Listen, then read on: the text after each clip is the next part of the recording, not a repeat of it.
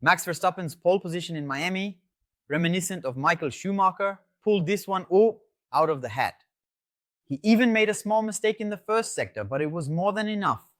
Fastest lap for him, he starts first tomorrow. Gabriel Bortoleto advances to Q2, has a good qualifying session, and starts from 13th tomorrow. But there was more, because in the sprint, which was very exciting and held under rain, the victory fell into Lando Norris's lap, with Piastri in second and Lewis Hamilton in third. And in the sprint, everything that could happen, happened. Safety car, delayed start, crash, Leclerc hitting the wall before it even began. In short, it was madness. So, before you head out for your Saturday night, sit down so we can talk about everything. At 1 p.m. Brasilia time, noon local time, the sprint start was scheduled, and the choice of words relates to what you already know happened, because it was raining. And then, before anything else happened, Leclerc happened, sending the number 16 Ferrari into the wall while taking the car to the grid. Damage to the car was enough for him not to even make it to the pits. And he insisted on continuing to drive with the damaged car. Pieces flew off far away. One of them hit a footbridge. And at the time of recording this video, he is under investigation. Nothing has been released yet. The cars were then released for the formation lap of the starting grid with the safety car in front. And after 2 laps were completed, the information came through. Procedure aborted. Then comes the forecast. 1:25 p.m. our time, 12:25 p.m. in Florida. The starting procedure would be restarted. And meanwhile, Ferrari was seeing their time to fix Leclerc's car shorten. When the time came, again with the safety car in front, the pack set off and Max Verstappen responded over the radio, "Now we can race." And then came the information from race control, standing, start. I prefer it. I think you do too. 19 cars using intermediate tires, 𝘾𝙤𝙥 Antonelli in front, didn't get a good traction. Oscar Piastri dove inside. And then it's worth noting that in the wet, the part where everyone passes, the rubbered in line, isn't that good? So for traction, a grip, or adhesion. And then Piastri got a good start, came alongside in the corner, almost ahead, spread out like in Saudi Arabia. Antonelli got the worst of it, dropping to 4th position. Norris then came in 2nd, Verstappen in 3rd, Antonelli 4th, Russell 5th. Hamilton was 6th, followed by Alexander Albon. And that was more or less what was established, except for a few battles here and there, especially at the back for the 12th position between Carlos Sainz and Esteban Ocon, who fought for several laps. But then, if it weren't for the weather turnaround, because it was drying up, on the 8th lap the sun came out, things would have continued as they were. Piastri had opened up a 2.6-second gap to Norris, who had a 3.7-second gap to Verstappen, who had a 3.3-second gap to Antonelli, who was closely followed by Russell, and both were 4.5 seconds ahead of Hamilton, who had no chance of keeping up with the cars in front and was being chased by Alexander Albon in the Williams behind. Gabriel Bortoleto was 19th and last at the back, running 1.09 seconds, behind Jack Doohan, who was 18th. But then Red Bull led the way and sent Tsunoda to the pits. And this had 2 purposes. One, to gather information to possibly pit Verstappen if necessary. And another, to take a gamble with a car that was already out of the fight anyway. And do you know who made the clever move? Ferrari, which quickly, on the next lap, had called Hamilton in. He had already said, it's a good time to stop. And then, the team called him, he stopped and dropped to the back, out of the points zone. The advantage of stopping early, when everyone is on intermediates, can be colossal. But the thing is to hit the nail on the head, as the English like to say, to stop on the ideal lap. If you stop too early, it's bad. If you stop too late, you lose time, because by then everyone, or at least someone, has already stopped. And this time, you can't criticize Ferrari. They stopped at the exact right moment. Hamilton came back driving, several seconds faster than the guys at the front. In a short time, he was 8th, 6th, 4th, and overtook Verstappen on the track. McLaren called Piastri, Red Bull called Verstappen, Mercedes called Antonelli. And then, Antonelli and Verstappen collided in the pit lane. Red Bull was exiting, Mercedes was entering. There was nothing that could be done. This is the team's fault. The drivers can't do much at that moment as they're looking ahead. With that, Antonelli had to go straight, almost serving a drive-through penalty, right? Because he went through the pit lane, paid that price, and didn't enter. because Verstappen was coming out. He swerved at the last moment, went straight to stop on the next lap, which explains why he finished so far back. Damage to Verstappen's car, 10-second penalty for him. The team's fault, of course. And in that, suddenly Lewis Hamilton was third. Piastri had stopped, Norris hadn't yet. And with that, when Lawson hit Alonso and caused a safety car, Norris decided to stop. He stopped, but he didn't even need to because the sprint would end right under the safety car. But he came back in front because stopping under the safety car is cheaper since everyone is driving at the pace of the car in front. So, victory fell into Lando Norris's lap in the sprint, surprising even himself possibly, as he was already resigned to losing a point in the battle with Piastri. He gained one and is closer.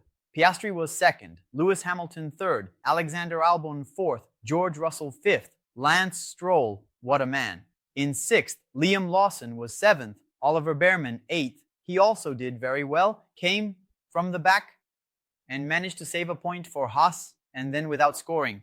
Yuki Tsunoda was ninth. Kimi Antonelli 10th, Pierre Gasly 11th, 12th Hülkenberg, 13th Isaac Hadjar, 14th Ocon, 15th Bortoleto, 16th Jack Doohan, and 17th, not at the finish line, but because of the 10-second penalty, Max Verstappen. You should take into consideration that since everyone was bunched up because of the safety car, 10 seconds is a tragedy. It's enough for you to be last. Did not finish where Fernando Alonso, Carlos Sainz, and Leclerc didn't even start. 17-15. 15 minutes later, by FIA's determination because the sprint was also delayed to start, we then saw the green light heading into Q3. 20 cars on the track to find out who would be the 15 fastest, and everyone went out immediately. The track was quite different because the sprint's rain washed the asphalt. We had to understand, didn't we? They did. The reference was all different, everyone on soft tires, including the number 16 Ferrari of Leclerc, also indicating Alonso, Lawson, Sainz, that those who crashed in the sprint managed to get the car in order. Bortoleto was the first to pass and set a lap, 128.674, followed by Hülkenberg. With 128.391, then came Doohan, Alonso, Sainz, Albon, all of them pushing the Saubers to the back. Ocon placed the car between Hülkenberg and Bortoleto, but several others fell behind like Albon and Gasly. Piastri was the first piece of the group at the front to set a time of 1:27.3. For reference, Antonelli's pole yesterday before the rain with soft tires was also 1:26.4. After Piastri, Verstappen and Norris were 2 and 3 seconds off the lead.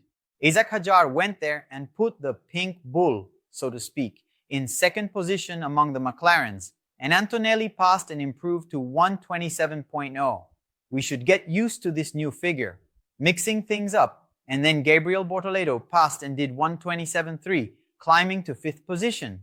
At that moment, it seemed like a great lap, and indeed it was.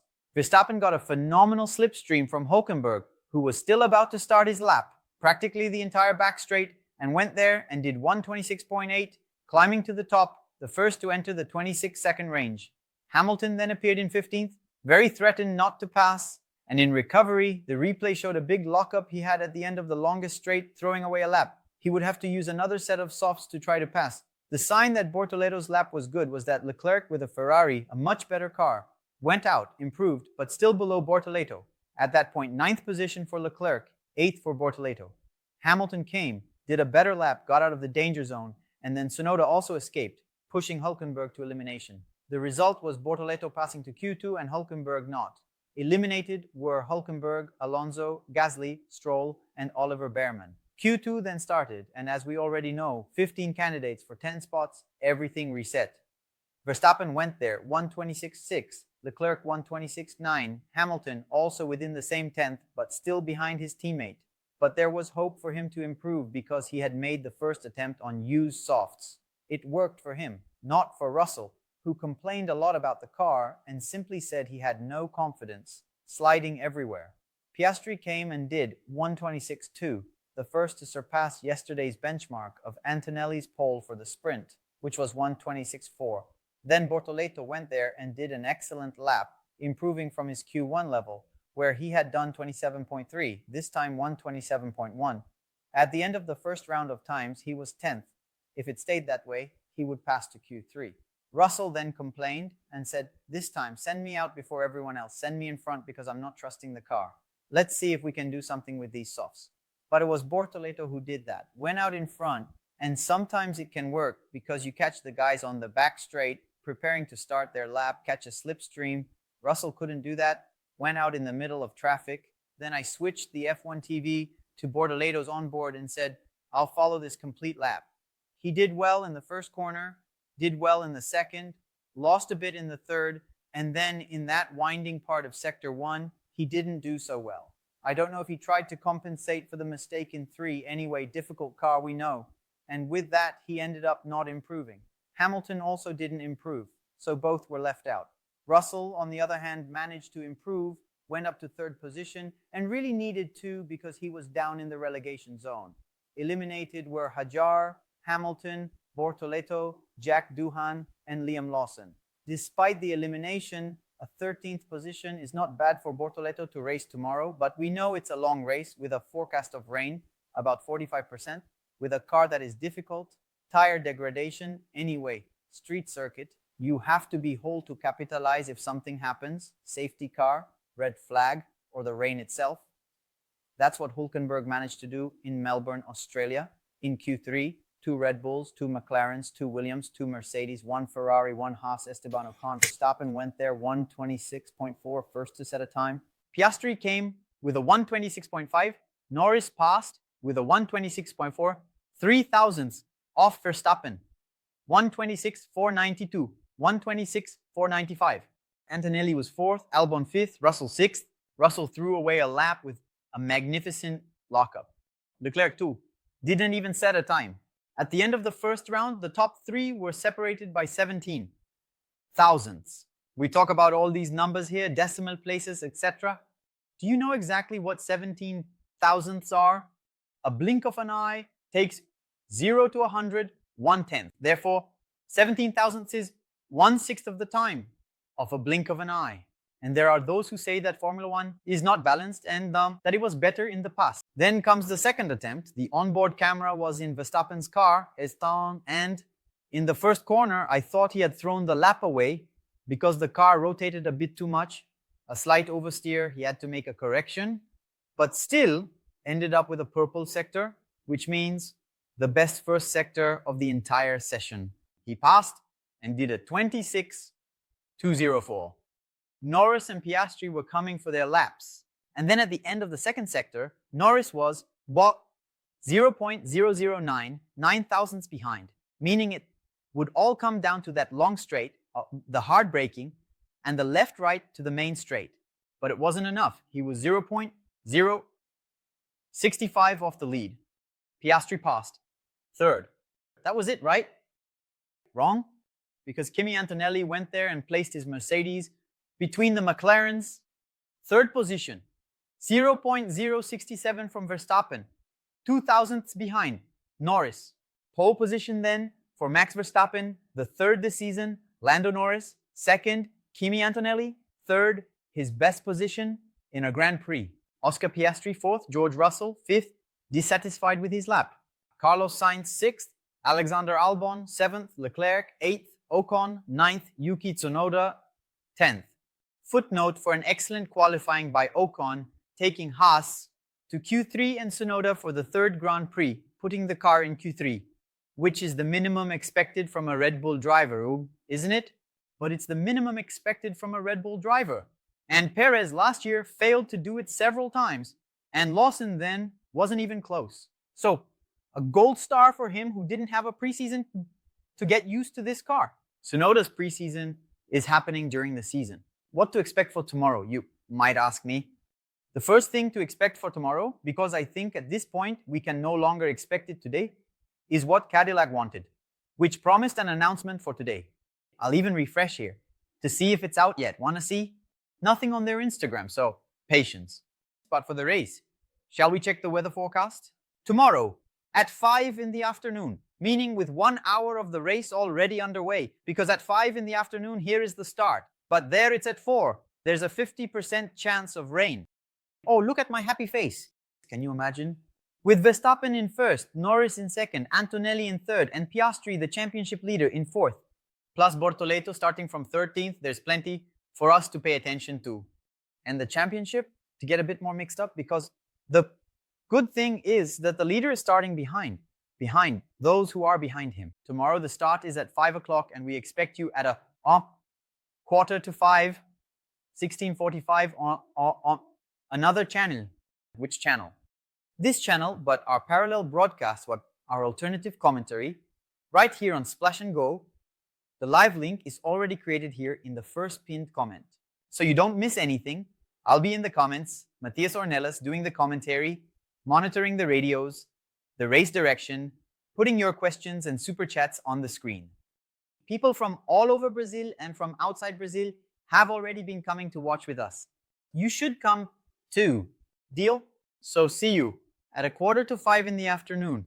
In the meantime, you have the whole day to stay on the couch. Take the opportunity to watch our videos from the week on Tuesday, the continuation of the Trapasas saga, with 10 more tricks from the history of Formula One. The first one is already a bestseller with over 350,000 views. The second one is also doing well, and if you haven't seen the first one, the link to the first is in the comments of the second, pinned there. So watch the second one, and if you haven't seen it yet, you can watch the first one afterward. It's no problem if you watch the second one first. On Wednesday, a small great story of when Emerson and Senna tested together in Formula One. Senna starting his career at Toleman. It was the preseason of '84. Emerson thinking about maybe returning. He didn't return, but the test happened. All right? So leave a like. It's free. It costs nothing. You know? It really helps the channel. Do me this favor. Do us this favor, because this work here only moves forward with me making videos, talking away here on this Saturday afternoon, and you watching until the end, leaving a like, hyping it up, and leaving, it's essential, a comment. What comment? Any comment. For example, a guess on who will win tomorrow. Where will Bortoleto finish? Or the city from where you're watching us. It's so cool to see the whole of Brazil commenting here. Super different locations. And even from abroad, Mozambique, Portugal. The important thing, no matter what, is to comment. Some people even write comment or engagement. We accept any contribution. Deal? So, you know, to not miss anything we do here, notification channels on Telegram, Instagram, and WhatsApp, in addition to social media like Instagram, Twitter, Threads, and TikTok, where there's content all the time. Have a great Saturday. I'll see you here tomorrow, 15 minutes before the start for another channel. Our broadcast, as I already mentioned. I think at 8 o'clock we can do our post-race live, depending on when the race ends. Because the race starts at 5, theoretically, it will end around 6:45. But we don't know what might happen. There's a forecast of rain if it gets delayed. The live gets delayed. There's nothing we can do. But we'll meet twice tomorrow. Agreed? So that's it. Thanks. And a big hug.